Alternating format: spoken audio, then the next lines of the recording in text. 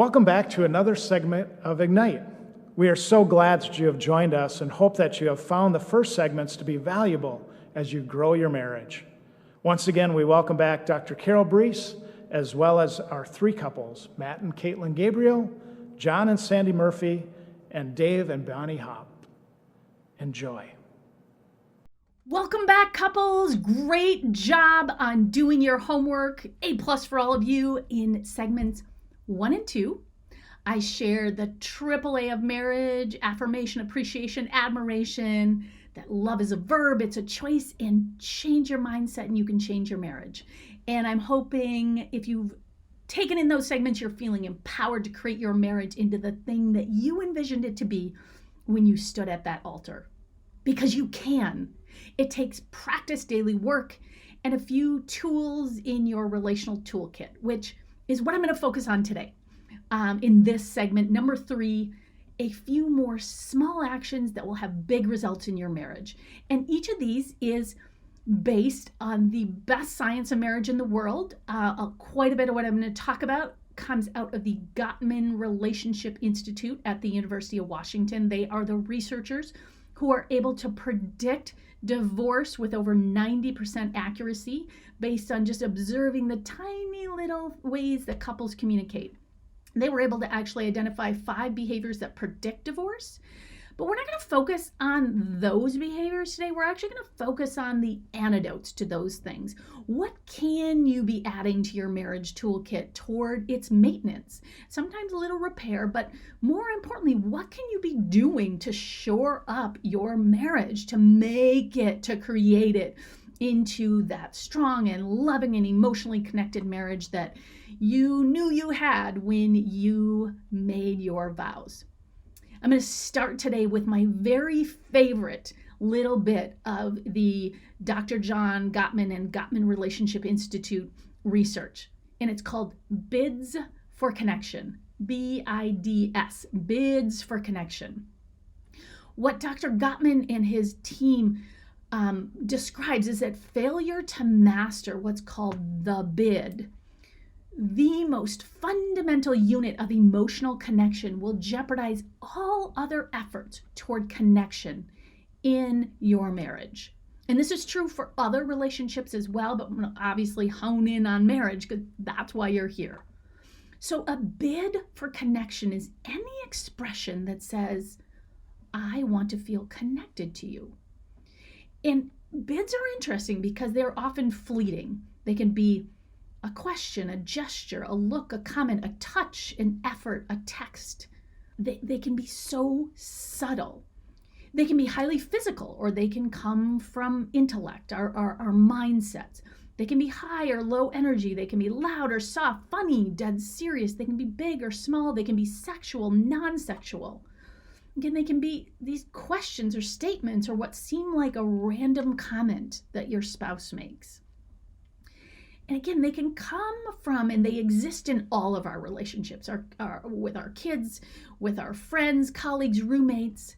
But let's focus on an example and what the Gottman Institute suggests are our choices when our spouse makes a bid for connection. So here's an example. Let's say that I send my husband, Brian, a text, a random text in the middle of his busy day, with a picture of our dogs, Fred and George. We have an adorable 14-year-old dog, Fred, who's 6 pounds. He's got 1 tooth left. His tongue hangs out. He's deaf. It's amazing. And we have a new puppy, George, who's already 60 pounds. Okay, so what if I sent my husband a random text in the middle of the day with a picture of George and Fred doing something adorable? And maybe I add the caption, Fred and George say, miss you, Papa. Hope you're having a great day. Okay, my text to my husband would be considered a bid for connection. And according to the research, my husband had a number of choices. So every time there's a bid for connection in your marriage, you have basically 3 choices on what you will do. Choice number 1, you can do what's called turning away.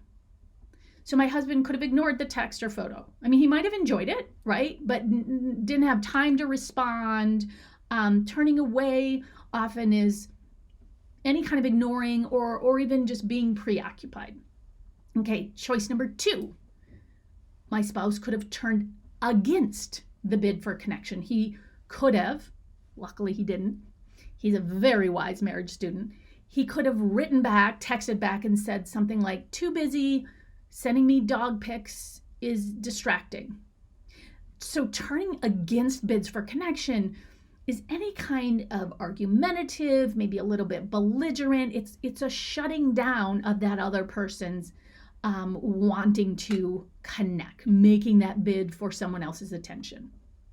Our third choice is called turning toward our spouse, which is what my husband did. Yay, honey. He responded with a heart and laughing face emoji and said something like, OMG, I miss those pups. See you all when I get home. Love you.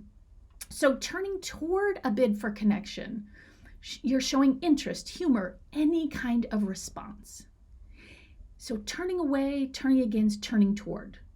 Those are the 3 ways we respond to bids for connection. And according to the research, our positive or negative response to our spouse's bid for connection is key to predicting the fate of our marriage. I know it's a bold statement, but as I described in segment 1, this is the research with thousands of couples tracked over decades, seeing based on their behaviors which couples were going to thrive and which were not going to survive. And they were able to predict that based on behaviors like this. For instance, husbands in unhappy heterosexual marriages, so the marriages that ended up dissolving, ending in divorce, they turned away or against their wives' bids for connection 82% of the time. Turning away or against bids for connection 82% of the time for husbands in unhappy heterosexual marriages ended their marriages. Wives in those failing heterosexual marriages turned away or against their spouse's bids for connection 50% of the time. And what's most fascinating is that the odds of your spouse rebidding after your spouse failed to acknowledge a bid for connection, the odds are almost 0. In happy couples, the odds were a little bit better. If your marriage is happy and satisfied, if you've got more positive sentiment override, rebidding happened about 20% of the time. But in unhappy couples and in most other relationships, rebidding will hardly happen at all. What's the lesson here? What we practice grows stronger. We have to pay attention to what our spouses might be using to bid for our attentions. Again, they can be very subtle, and yet they have big meaning to the person, to our spouse, especially if we don't respond positively. And in an average day, there are literally hundreds of bids for connection being made and exchanged between the humans in our lives, between our friends and our peers and our colleagues and our spouse and our children. And here's the thing, we must hone in and pay attention. We must learn to master our turning toward our spouse. And even doing so in the smallest ways can have huge rewards. We can practice noticing. Turning toward begets more turning toward. It's this beautiful, as I mentioned in segment 1, centrifugal force. Positivity begets positivity. And the opposite is true as well. Turning away begets turning away, begets turning away. So we want to create the positive energy that will propel our marriage into more connection, more joy, more wanting to lift each other up. Another tiny little shift we can make in our marriages is based on this science-proven truth. Yes, couples will fight. You have been in arguments with your spouse. It's not, though, if you argue, right, that predicts how your marriage will go, but it's how you argue.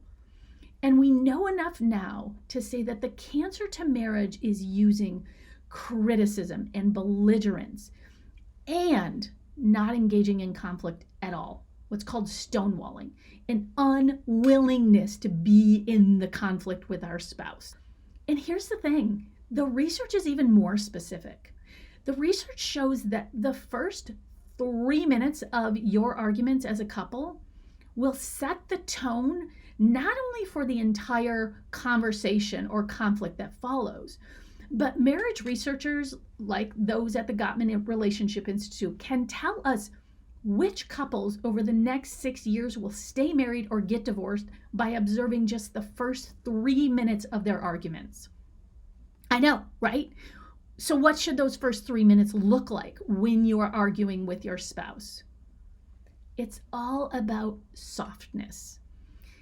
Soft startups to conflict are essential. Those first 3 minutes of a intense, difficult conversation or argument need to be gentle, careful, thoughtful beginnings, because those beginnings predict how it will go. If you start gently and thoughtfully and carefully, softly, you will likely have a more productive, thoughtful, gentle conflict. So let me get a little more specific. Let's say that your spouse has been forgetting to do a few things you've asked her or him to do. And it's been a few days of this kind of forgetting, and maybe it's something like picking up more dog food.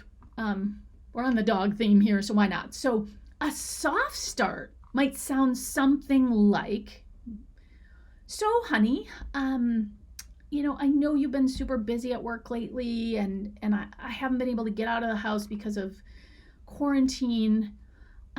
Is there some way it might be helpful for me to remind you at the end of each day to do, a few errands on your way home, like grabbing that dog food?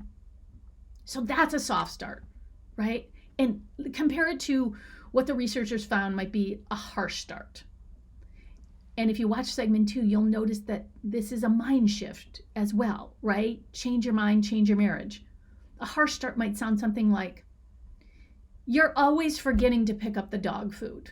Do you not care at all about me or the dog? The difference between those two starts to a conflict, according to the research, the best marriage science in the world, will predict over time the couples who make it and the couples who don't. Those first 3 minutes are key. And one of the things I suggest to couples, and I practice this as well, is write out your soft starts. Practice them. Call a friend and role play a soft start of a conflict. I used to have a friend who was having some difficulty in her marriage, and she would call me and say, okay, Carol, let me practice my soft start and see how it sounds, right? What we practice becomes stronger. Okay, so I'm going to end here by reminding you something that I shared in multiple ways across the 2 segments to get us to this final segment. You need to choose to make time for each other in your marriage, to learn how to fill each other's love tanks and emotional bank accounts. Marriage is about doing small things often. Our marriages are living systems. They don't just survive on their own. They take daily attention. They need maintenance. The analogy my friend, therapist, Dr. Kim Swales uses is, think about having a child and then just letting that child take care of itself. Imagine never spending time with your child, not asking your child how her day was, not getting to know your child's friends or teachers. It sounds absurd, right? But that's often what we do to our marriages. We create them, and then we expect them to just continue without attention. As the great marriage scientist, Dr. John Gottman, who I've talked about throughout these 3 segments, says, marriage is not a big thing, it's a million little things. And remember, you don't have to do all million in one day. You do it day after day, and they add up. they add up. What you practice becomes stronger. Practice showing up for each other, turning toward one another. It will add up. I promise you.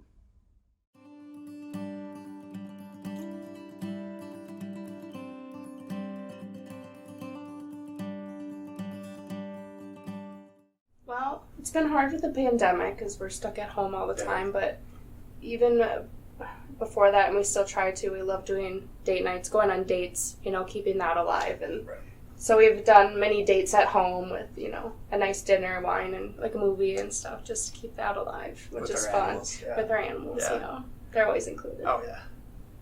Yeah, and I think that's been huge. Still trying to keep the spontaneousness of a date, even though we really can't go anywhere. We'll still order takeout, or like you said, we'll watch a movie. One time we played Wii. Oh yeah, we set up the Wii. That was fun. Something different. Yeah, try to find something different and fun, just to kind of keep things interesting, keep us laughing, keep us smiling. Yeah. I don't know, sometimes I think families, especially with our bracket of age group, they put their kids first. Like, their kids are all and all. And sometimes it's like, no, people, if we're not in it, if we're not doing well, they're not going to do well.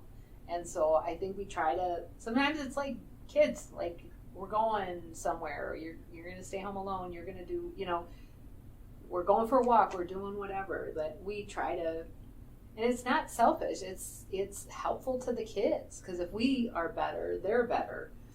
So sometimes it's just like putting our time with each other, like, could you just go to your rooms, people, because you're talking too much, that kind of stuff. And to me, that's important. Yeah, and sometimes, even just doing this video is, we used to do marriage prep. When the kids got a little bit busier, we stopped doing that. But we're not on this video because we have all the answers. We're here. Part of this helps us because we get to talk about these things, and it helps us actually actively think about them. And so I think that it's one of the things that we do that helps it thrive. And also, we don't want to be the people that when our kids graduate from high school, we're getting a divorce because we don't like each other anymore. I don't want to get to retirement and not like John. I want to like John. I want to love John, obviously, but I still want to like him and know about what he's dreaming about and all of that. So we're together and we're independent, all in one. And Bonnie has her interests, I have mine. We share a lot of interests besides, but one thing that has proved to be really sharing was that Bonnie reads a lot, and in fact, when we're driving somewhere, she'll often be reading a book and say, "Listen to this," and so I listened to this from Green Bay to Milwaukee. But she reads good books, interesting books, and she belongs to a spirituality group. And one of the things they do is read a book and discuss it once a month, I think, at their meetings. And now those meetings are virtual, so I actually am in the background attending the meeting. And what that does is it evolves into a kind of a discussion of our own. So I've said to her that, in a way, for the last decade perhaps, we've developed our own little Bible class. Because we get into not necessarily the biblical stories, but we get into points that are brought out in the Bible and talk about our viewpoints on that and relate it to today. And that's been that's really been a wonderful thing to do. It's really been an enlightenment for me. You know what you do? You support my interests. Yeah, that's what I think. I think it's supporting one another in what we do and what we believe. And it's just, you don't have to work at it. It's there. And it's there. And I think when you have to work at something, I know you have to work at, but I don't mean it in that way. But when you have to think about what it is that you are doing, it sort of takes it away from just being who you are and embracing who you are and who the other person is. knowing you get to a point where you know what the other person is thinking and what he needs or she needs, and you're almost there before it happens, because it's just sort of been growing on you for all those years. Can I give you an example of that? I after we got finished working and retired, that was quite a thing in itself, trying to figure out how to retire. And I had developed, my avocation became, I was kind of really into garden designing, and we are both kind of active in gardening, but I got into the design aspects. And in fact, that was a big thing that we did right here at Resurrection, was do a lot of the landscape design work. And it wasn't work, it was fun. That couple that we spoke of before in Antigo, we actually got to know them because I went up and spent a couple of days with a young lady designing their landscape and their gardens. And today she's a far better gardener than me. But I would go to a house, make drawings and so on. And Bonnie said, "Hey, Dave, you got a camera on your phone. Start taking pictures." And so I did that, but pictures weren't good enough, and I'd make a design. And so I would say, "Would you mind coming with me?" And so we would go, and I'm showing her this, and I always run my ideas past her. And she is actually willing to put up with that. It's my interest, but I really respect her ideas that she gives me. And if she thinks it's a bad idea, I was going to use a different word there, but if she thinks it's a bad idea, I know that as well as if she used the other word. So that's been a real good relationship thing for us. And conversely, when I was quilting, if I didn't quite know what color thing might go together, I'd always run it past him, and he'd say, "No, I don't think you should use that fabric. You should use something else." So, we just have that sort of mutual thing that goes on, and I don't know.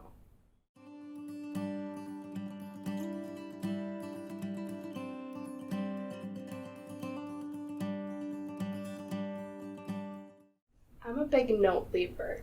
Matt works from home now, so I love to leave little post-it notes on his desk of just a "have a good day" or "I love you," and we'll send random texts that we're not talking all day, and it's just a random "I love you," just thinking of you. And he's really good at sending me pictures of the animals when he's home all day, which I really love. So little things like that. Yeah, I was thinking about the notes because I have my post-it notes on my desk, and I'll get to my desk after she leaves and I'll see the note, and it just makes me smile. Yeah.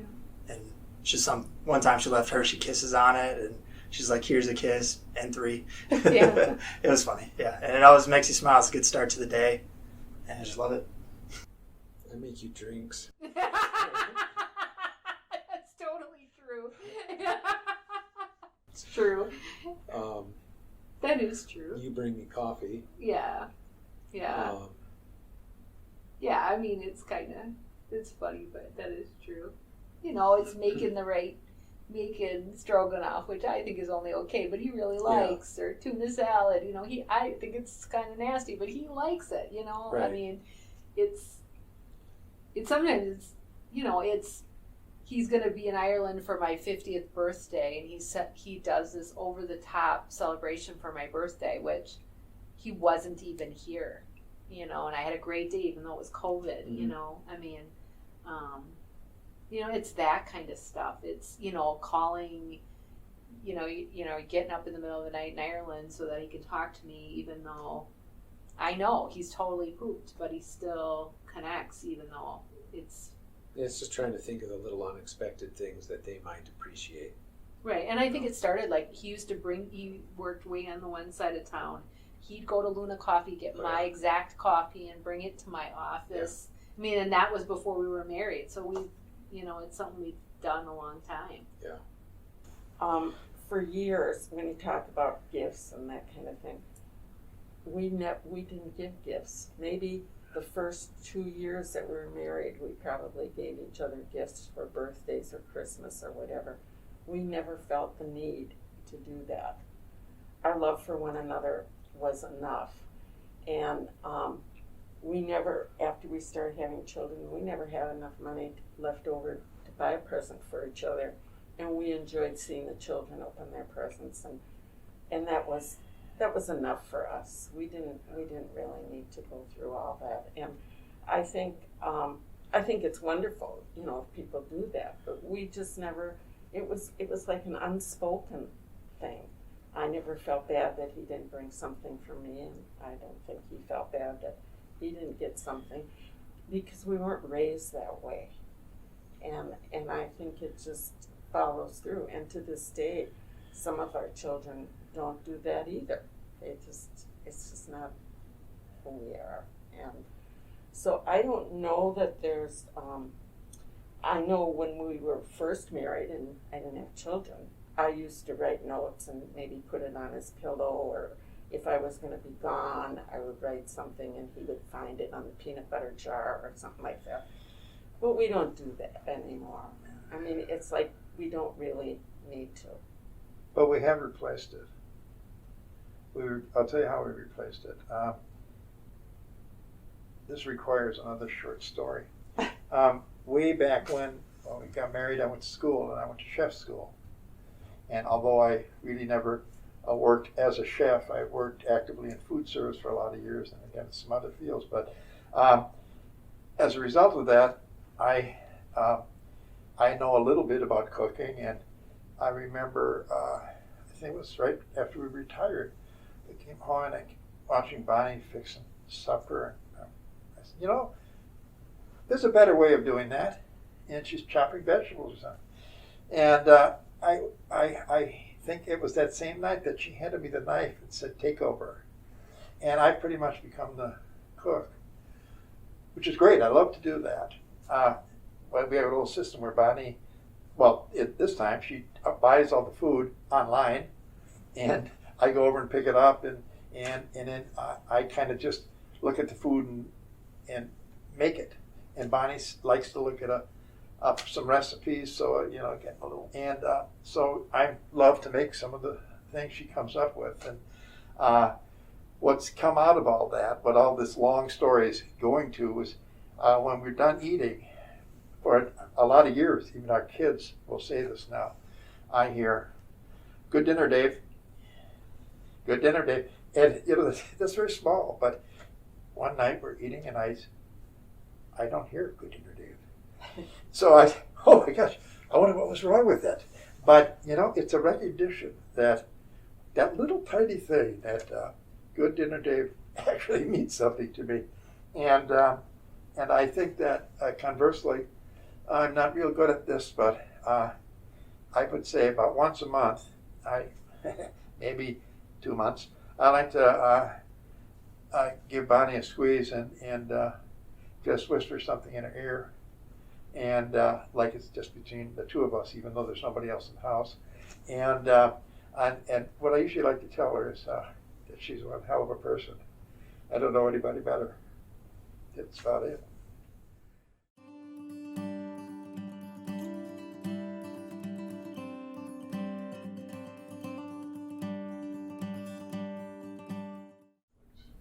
Well, usually when we argue, I'm the first to apologize, just because otherwise I get put in the doghouse, or she doesn't talk to me, so that's no fun. I hold a grudge a little bit longer than he does. She definitely stores it in the back of her mind and bring it up later. But I also think we've gotten to the point where we can see where we know we need to just walk away and take a break and come back and talk about it. So exactly. Yeah, I think that little time of separation helped us a lot. Like she said, it gives you time to think, and is this argument really worth it? Mm-hmm. That's usually the big question that goes through our mind, and most of the time it's not. No. So that's kind of our way of resolving it. We don't want it to fester. We don't want it to last longer than it needs to. Yeah, we don't go to bed angry. Yeah, I think that's a big one too. You're not going to sleep well. No, you won't. No, I need my sleep. Right. That's great. Well, we don't really argue that often. I know, I don't feel like we do. But I don't think either of us has a personality of like maybe not maybe not yeah, it's more of maybe a disagreement, or we don't share the same point of view, or a misunderstanding. Mm-hmm. I guess I always would say that I immediately cave. I don't think that's really what happens. I think I probably perceive that I immediately cave, but I think we both end up giving something, or we both compromise, or we are both forgiving each other and trying to see it from the other's perspective. Mm-hmm. Sometimes it takes a long, I think that's the thing you can always get better at, is like, you're saying this, it's like, how do you communicate what you're feeling in a way that's not attacking, or will be perceived as threatening. Sometimes you are threatening, you don't even mean it, but that it won't, it disarms the person instead of invites the cuffs, or I think we both give sometimes. No, yeah, we both give something. I think that that we often sit down and discuss it. We don't let it just go away. It's always discussed, and sometimes we agree to disagree. And turn the page. We've turned a lot of pages. I could agree with that by saying, yes, dear. Oh, yeah. I like that. I don't think in 63 years we've had a bunch of arguments, actually. But never one that caused Bonnie to go and sleep with somebody else. I mean, it was never that significant where you're almost roiling in a feeling of hate or anything like that. So we've been blessed in that way. Yes, dear.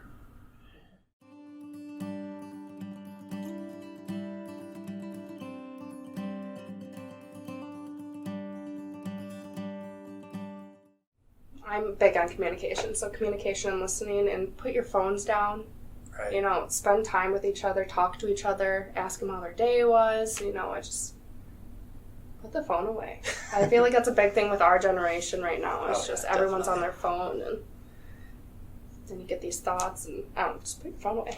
Right, yeah. And I struggle with that a lot. I'm on my phone quite a bit, but I'm trying to work on it where I don't. When she comes home, I'm not on the phone as much, because that's our time, and obviously we don't have much of it when you're working all day and I'm working all day. So yeah, I think that's been a big thing. And again, keeping it spontaneous, keeping it fun, little date ideas. That's kind of been our way of pushing through, and especially COVID, it's been difficult. So yeah, it's kind of our own little way of making it. Yeah.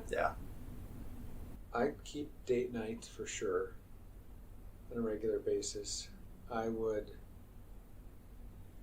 think I would then I'd surround yourselves with other good married couples and positive role models of varying ages,